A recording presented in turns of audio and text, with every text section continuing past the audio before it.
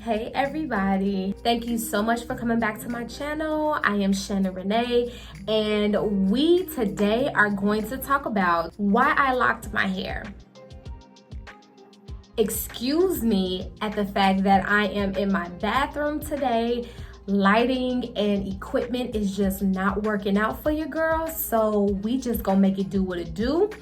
And yeah, let's get into it. So one of my beautiful followers, Lauren, she reached out to me. She said, hey, why did you lock your hair? Shouts out to you, Lauren, for requesting this video. Also, not just Lauren, but other people have asked me, yo, why would you lock your hair? Curly, it's long, it's beautiful. Why would you lock your hair? I know. Growing up, my mother and my father always taught me, never go out the house with a headscarf on your head and rollers in your hair. You never know who you can meet. You never know what will happen to you. So obviously growing up, that was something that was really embedded into me. But at the same time, it was kind of a double-edged sword. As I grew up with this standard that my hair needs to always be beautiful, it needs to always be done, I attached my identity to my hair. My dad will always tell me, your hair is your crown and glory. Never cover it up, never ever alter it or anything like that. So just having that standard, you know, for my parents, I always tried to make sure my hair was done. Now, the first reason why I wanted to lock my hair was because at a point in time, specifically when I was pregnant, I was not able to maintain that level of standard that was, you know, just conditioned in me. I was diagnosed with severe preeclampsia. At the time, my body was under a lot of stress. And so I would be fainting, my blood pressure would be through the roof. I almost stroked out a few times. And so I was just not able to keep up with my hair. Now, with loose natural hair, if you're doing braid ups, if you're doing twist outs, you're doing these styles probably every 3 to 4 days. And so I wasn't able to keep up with the maintenance. And I'm like, man, I just need to find a hairstyle where it's still beautiful in its natural state, but it's very, very low manipulation. I don't have to continuously keep putting my hands in my hair. So I will always have it up in buns or ponytails, and I will always make sure like everything is nice and neat. But it was causing so much stress and tension on my edges to where after I had Skylar and I went through postpartum, baby, when I tell you my edges was bald, I was bald.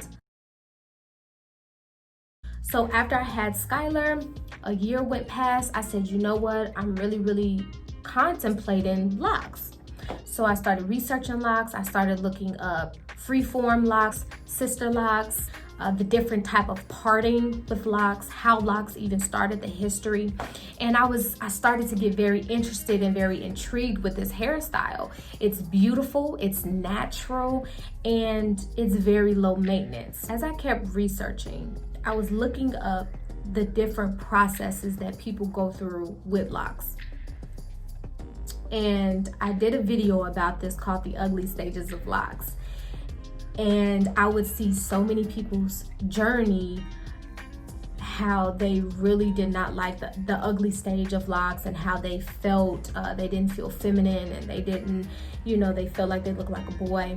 And so I started kind of getting nervous a little bit because here I am conditioned to make sure that my hair is always well groomed and put together and that my hair is my crown and my glory. I started kind of seeing that my identity is attached to my hair. Now, I've cut my hair off before, the most drastic I've done. And when I did cut my hair off, of course, you know, not only people thought I was going through something, but my dad was like, why? Why would you do that? I was like, because I'm heartbroken. Like, that's what any female do. Like, whenever we going through stuff, we always want to cut our hair off. But that goes to show you that we attach so much of our identity to our hair. The second reason why I wanted to do a lock journey was because at this point in time in my life, things began to shift. I started to grow. I started to mature.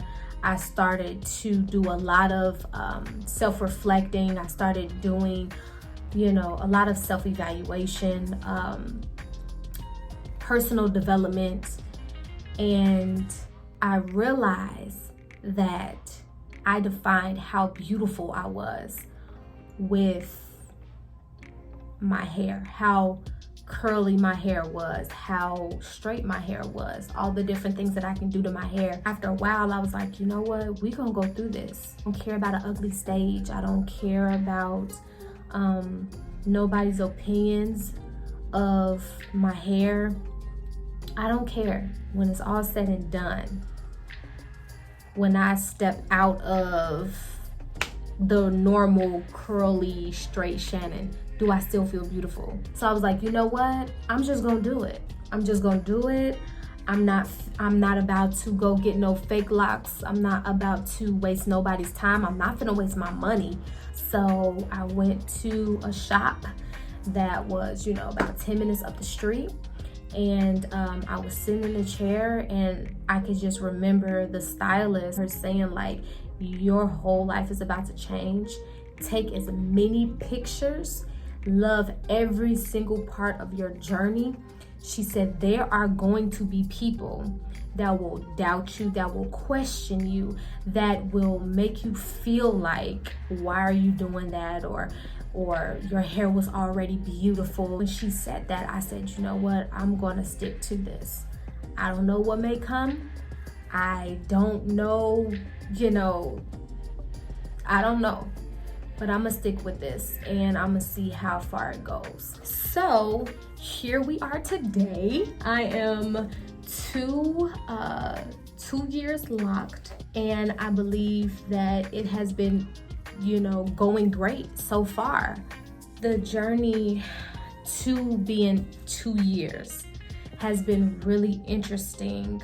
All because it really showed me how I viewed myself. It showed me how I view beauty. It showed me how much I was attached to my hair. It showed me a lot about me. The big takeaway is that if I was to shave my head bald, if I was to go back to curly, straight hair, I would not be as attached to my outer appearance. My beauty will come from within me. But who I am in my heart, in my mind, my integrity, my love for people, my love for things, that is the biggest takeaway. But yeah, I hope that you enjoyed this video. Please like, comment, and subscribe.